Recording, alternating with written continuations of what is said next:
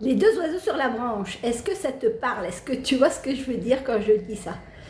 Alors, évidemment, si tu pratiques le yoga, il y a des chances que cette histoire des deux oiseaux sur la branche te parle.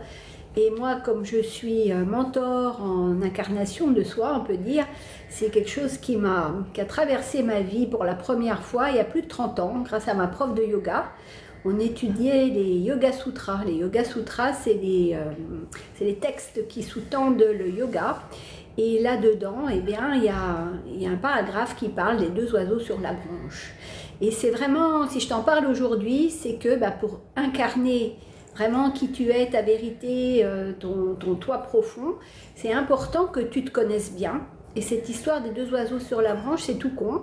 C'est toi, et puis un autre toi qui serait comme un témoin qui observe ce que tu es en train de dire, ce que tu es en train de penser, comment tu agis, comment tu réagis quand on te maltraite ou quand on te fait des compliments. Et voilà, c'est comme si tu avais une petite intelligence à tes côtés qui va observer tous tes faits et gestes, toutes tes pensées, toutes tes croyances. Et c'est grâce à ça que tu vas être plus conscient de comment tu fonctionnes, qu'est-ce qui te bloque dans la vie, quelles sont tes croyances limitantes, au contraire, quelles croyances tu as qui t'élèvent et qui t'emmènent à réaliser tes projets, comment tu réagis quand on t'emmerde ou quand on te maltraite ou quand on t'insulte et comment tu réagis quand tu vois la colère monter. C'est ça, quand tu t'as tes deux toi finalement, il n'y a rien de schizophrène là-dedans, mais toi tu vis ta vie et tu as l'observateur qui va te voir agir. Et par moment, je sais pas, si on t'insulte ou si on te dit un truc qui ne va pas, peut-être tu auras envie de te mettre en colère. Et l'observateur va se rendre compte que voilà, tu commences à avoir les mains moites, tu commences à avoir chaud, tu commences peut-être à avoir une oppression à l'intérieur de toi et la colère monte. Et justement, plus tu vas être en observation, plus tu vas avoir cette conscience de te dire j'ai le Y, là, les deux voies du Y, soit je fais comme d'habitude, on m'emmerde, je me mets en colère, j'explose, soit tu prends l'autre voie, comme tu es en train de t'observer, tu vois que la colère arrive, et là tu vas te dire, bof, est-ce que ça vaut vraiment le coup que je me mette en colère pour ce truc-là? Sachant que la colère, elle va faire du mal à l'autre et elle va surtout te faire du mal à toi. Donc voilà, cette histoire des deux oiseaux sur la branche, c'est vraiment une pratique simple, et plus tu vas la mettre en œuvre, et plus tu vas être familiarisé, ça va devenir comme ta seconde nature. Moi, je m'observe encore, bien évidemment, parce que je ne suis pas Bouddha, je ne suis pas parfaite, j'ai encore des travers, et des fois, je suis complètement déconnectée de ma nature profonde. J'ai l'ego qui va reprendre le dessus, ou le mental, etc. Et le fait de s'observer, ça permet vraiment de voir comment tu fonctionnes, de mieux te connaître, et puis de rectifier. Si tu as envie de continuer à te mettre en colère, continue de te mettre en colère. Si par contre tu dis fais chier, ça me bouffe de l'énergie, ça fait des histoires avec mes proches et après je galère pour recoller les morceaux, là tu vas trouver une autre façon d'agir à la place de la colère. Voilà. Donc si vous avez des questions, je suis à votre disposition. Si vous voulez qu'on en discute aussi, parce que c'est une pratique qui semble facile quand je vous en parle comme ça, mais ça demande quand même du détachement, ça demande du recul, ça demande aussi de lâcher le mental.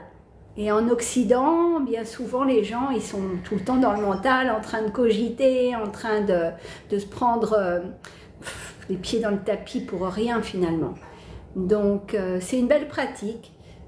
Encore une fois, tout ce que je partage, ça marche pour moi, ça marche pour mes clients, mais c'est important que toi, tu essayes.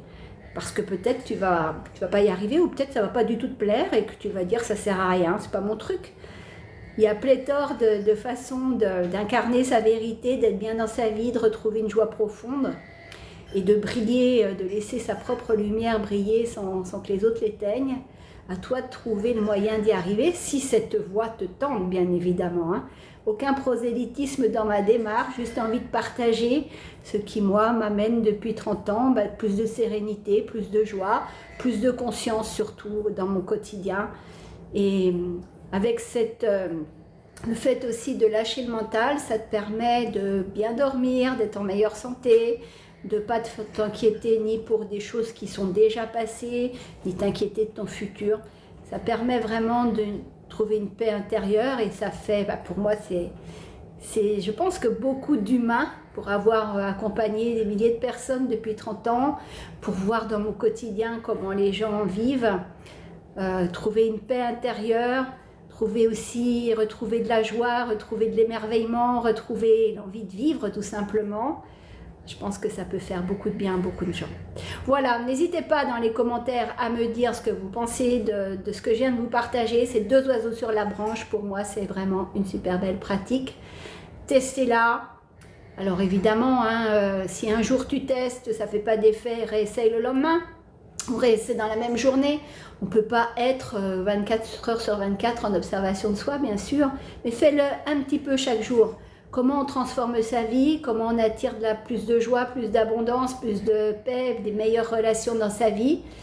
C'est tout simplement en changeant des petites choses tous les jours un petit peu. Voilà, je vous embrasse. Je vais regarder, je ne sais même pas comment on regarde les commentaires parce que je ne fais pas souvent de live sur TikTok. En tous les cas, merci d'avoir été présent, ça fait toujours plaisir de voir son auditoire. Je vous embrasse. Bonne fin de journée, bye.